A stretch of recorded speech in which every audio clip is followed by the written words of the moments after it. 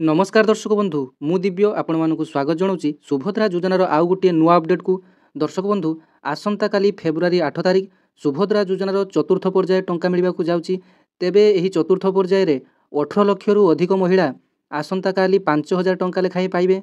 तेबे जो मानकर अंडर प्रोसेस अछि, जो मानकर फॉर्म रिजेक्टेड होइथिला, जे माने ऑप्ट आउट करथिले, जो मानकर एनपीसीआई क्लियरेंस नहीं बा एनपीसीआई क्लियरेंस लिस्ट आसीथिला से माने आसंता काली टंका पाइबे ना नहीं, डिटेल्स सब किछि वीडियो माध्यम रे आलोचना करिबा।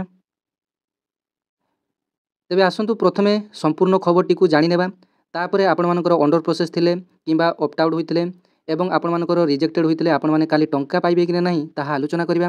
तेबे संपूर्ण खबरटी प्रथमे टिके नजर पकई देबा। देखंतु सुभद्रा रे आमे कहिला परे 3,38,000 एनपीसीआई भितरु पाखा पाखी 68,000 एनपीसीआई क्लियर हो जाइए।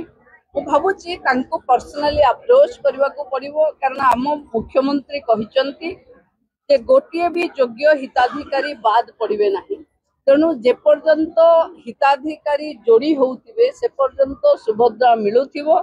प्रथम किस्ती रे जो माने जोड़ी हेबे मार्च 8 रे से माने प्रथम किस्तीर पैसा भी पाइबे, द्वितीय किस्तीर पैसा भी पाइबे। देखंतु सुभद्रा होउचे महिलांको पाई एक विकासर मूलपिंड। आज केवल एक सरकार फ्लैगशिप योजना नुहे, महिला सशक्तिकरण को नहीं विभिन्न मुद्रा रे सुभद्रा आसीबो, जो थिरे आपण माने महिला को एंटरप्रेन्योर हिसाब रे, महिला को इंडस्ट्रियलिस्ट हिसाब रे, महिला को दुकानदार हिसाब रे, महिला को होटेलियर हिसाब रे आपण माने देखि परिबे। ये केवल आरंभ मात्र, आगो को अनेक किछि महिलांकर विकास रे सरकार को करिवार। सुभद्रार प्रथम किस्तीर चतुर्थ पर्याय रे 18 लाख रु अधिक हिताधिकारी एकाउंट को टंका जीव।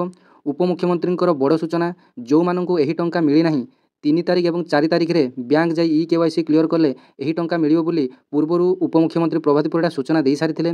जदि हिताधिकारी मानू बैंक एनपीसीआई क्लियर हो जाइथिबो तेबे एही पर्याय रे टंका मिलिबो। तेबे जानि रखंतु जो मानकर एनपीसीआई क्लियरेंस होई जाइछि, जो मानक पाखक कॉल आसीथिला बैंक तरफ जे आपण मानकर एनपीसीआई क्लियरेंस होई नाही, तेबे आपण माने बैंक जाई जल्दी एनपीसीआई क्लियरेंस करि नियंतु। तेबे जो माने एनपीसीआई क्लियरेंस करिसंती तेबे आसंता काली से माने निश्चित भाव टंका पाई जिवे। तेबे एही पर्याय रे हिताधिकारी संख्या 1 कोटी टपी पारे। तेबे पूर्वर 80 लाख लोक टंका पाई सारिचंती, तेबे आसंता काली 18 लाख हिताधिकारी टंका पाइबे। तेबे एहार आकार 1 कोटी छुई पारे बोली उपमुख्यमंत्री सूचना दैचंती। देखंतु जो मानकर एनपीसीआई क्लियरेंस होई नाही से माने व्यस्त हेबार जमा किछि आवश्यकता नाही, कारण उपमुख्यमंत्री सूचना दैचंती जो मानकर एनपीसीआई क्लियरेंस होई नथिबो से माने मार्च 8 तारिख रे सुभद्रा योजनार द्वितीय किस्ती टंका जेतेबेले दिया जिवो सेतेबेले आपण माने टंका निश्चिंत भाव रे पाई जिवे। तेबे वर्तमान सुधा 3,38,000 एनपीसीआई मध्यरु मात्र 59,000 एनपीसीआई क्लियर होइतिया उपमुख्यमंत्री कहिसंती। तेबे देखंतु बहुत बड़ संख्यार एनपीसीआई आपण मानकर क्लियरेंस होई नाही। तेबे 2.5 लाख लोक काली टंका पाइबे नाही। आपण माने जानि गले जे 2.5 लाख लोक सुभद्रा योजनारु आपण मानकर बाद पड़िबे। तेबे गतकाली रहिछि सेकेंड सैटरडे आपण मानकर सबु बैंक बंद। तेबे आपण माने बैंक जाई आउ एनपीसीआई क्लियरेंस करि परिबे नाही। तेबे सुभद्रा योजनार चतुर्थ पर्याय टंका आपण माने आसंता काली पाई परिबे नाही, जो मानकर एनपीसीआई क्लियरेंस नाही। तेबे जो माने एही चतुर्थ पर्याय रे बाद पड़ी जिवे से माने समस्ते द्वितीय किस्ती टंकार उभय किस्तीर टंका एका बेले 10,000 टंका लेखाए पाई परिबे। तेबे एबे आसंतु सबुठारु गुरुत्वपूर्ण कथा जानिबा जे आसंता काली को माने टंका पाइबे। तेबे प्रथमतः जो मानकर रिजेक्टेड होइथिला तेबे से माने अभियोग दाखल करथिले। अभियोग दाखल कला परे मध्ये बहु जनकर एबे भी प्रॉब्लम अछि, तांकर रिजेक्टेड लेखा आसुची, अंडर प्रोसेस लेखा आसुची कहार। तेबे जो मानकर अंडर प्रोसेस लेखा आसुची, जदि तांकर एनपीसीआई क्लियरेंस अछि, बैक संबंधी किछि भी प्रॉब्लम अछि एवं जदि तांकर अंडर प्रोसेस अछि, तेबे निश्चिंत काली टंका आसीबो। तेबे जदि टंका न आसीबो केवल आपण मानकर बैंक समस्या पई टंका आसीबो नाही।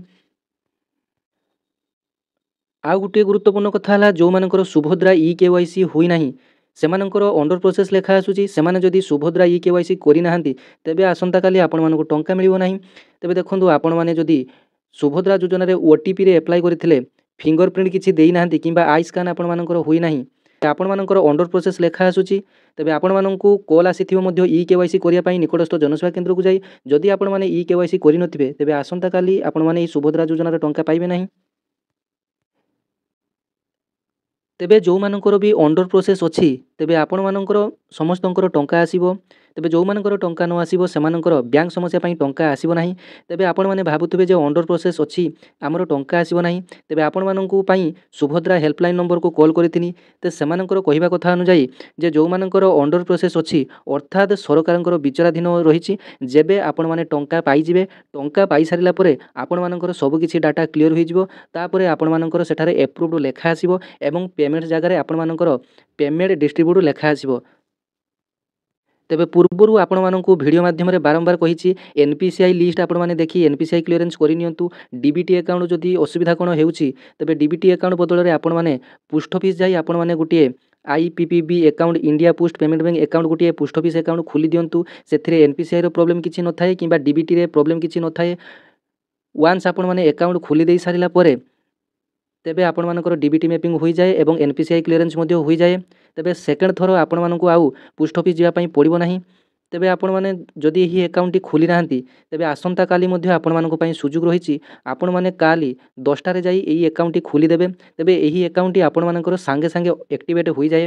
ତେବେ ଯେଉଁମାନଙ୍କର ଡିବିଟି ଆକାଉଣ୍ଟ ଏନ୍ପିସିଆଇ କାରଣରୁ କିଛି ବି ପ୍ରୋବ୍ଲେମ୍ ରହିଛି ତେବେ ଆପଣମାନେ ଏହି ଆକାଉଣ୍ଟଟି କାଲି ଖୋଲିନେବେ, କାରଣ ଆସନ୍ତାକାଲି ସେକେଣ୍ଡ ସଟର୍ଡେ ଆପଣମାନଙ୍କର ବ୍ୟାଙ୍କ ବନ୍ଦ ରହିବ। ତେବେ ଆପଣମାନେ ନିଶ୍ଚିନ୍ତ ଭାବରେ ଏହି ଆକାଉଣ୍ଟଟି ଖୋଲି ନିଅନ୍ତୁ। ଯେଉଁମାନେ ବି ଏହି ଆକାଉଣ୍ଟ ଖୋଲିଛନ୍ତି ସେମାନଙ୍କର ସମସ୍ତଙ୍କର ପ୍ରାୟତଃ ଟଙ୍କା ଆସିସାରିଛି। ତେବେ ଯେଉଁମାନଙ୍କର ଟଙ୍କା ଆସିନାହିଁ ସେମାନଙ୍କର ଅଲଗା କୌଣସି ସୁଭଦ୍ରା ସମ୍ବନ୍ଧୀୟ ଅଲଗା କୌଣସି ପ୍ରୋବ୍ଲେମ୍ ରହିଛି। ତେବେ ଆସନ୍ତାକାଲି 10ଟାରୁ 12ଟା ସମୟ ମଧ୍ୟରେ ଆପଣମାନଙ୍କର ଡିବିଟି ଆକାଉଣ୍ଟକୁ ଟଙ୍କାଟି ଆସିବ। ତେବେ ଟଙ୍କାଟି ଆସିଲେ ଆପଣମାନଙ୍କର ପ୍ରଥମେ ମୋବାଇଲ କି SMS ଆସିଯିବ ଯେ ଆପଣମାନଙ୍କର ସୁଭଦ୍ରା ଯୋଜନାରେ 5,000 ଟଙ୍କା କ୍ରେଡ଼ିଟ୍ ହେଲା ବୋଲି। ତେବେ ଯେଉଁମାନଙ୍କର ଟଙ୍କା ଆସିବ ନାହିଁ ସେମାନେ ସମସ୍ତେ ଦ୍ୱିତୀୟ ପର୍ଯ୍ୟାୟରେ ଟଙ୍କା ପାଇବେ। ତେବେ ଟଙ୍କା ଆସିବା ପାଇଁ 2 ଘଣ୍ଟାରୁ 24 ଘଣ୍ଟା ସମୟ ଲାଗିବ, କାରଣ ବିଭିନ୍ନ ବ୍ୟାଙ୍କର ସର୍ଭର ଭିନ୍ନ ଭିନ୍ନ ଭାବରେ କାମ କରେ। ଆପଣମାନେ ବ୍ୟସ୍ତ ହେଉଥିବେ ଯେ ଟଙ୍କା ଛାଡ଼ିଲା ମାତ୍ରେ ଆପଣମାନଙ୍କର ଆକାଉଣ୍ଟକୁ ଆସିବ, ତାହା ନୁହେଁ। ଆପଣମାନଙ୍କର ବ୍ୟାଙ୍କର ସର୍ଭର ଅନୁଯାୟୀ ଆପଣମାନଙ୍କର ଟଙ୍କାଟି ଆସିବ। 24 ଘଣ୍ଟାରୁ 48 ଘଣ୍ଟା ସମୟ ମଧ୍ୟ କାହାର କାହାର ହୋଇଯାଏ।